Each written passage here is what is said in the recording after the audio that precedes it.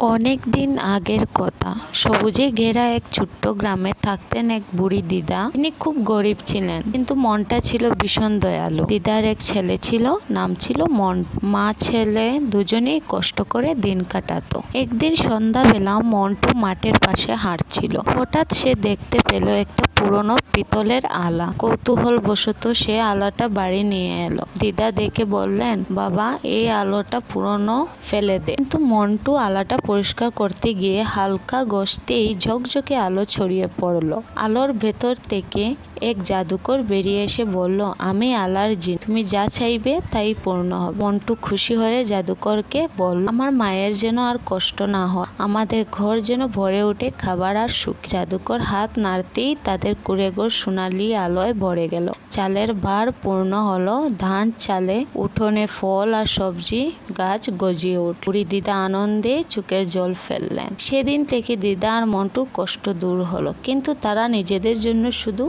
করেন না, গ্রামের দরিদ্র মানুষদেরও সাহায্য করতে লাগলো। সবাই বলল, এই মা ছেলেই গ্রামের সত্যিকারের জাদু।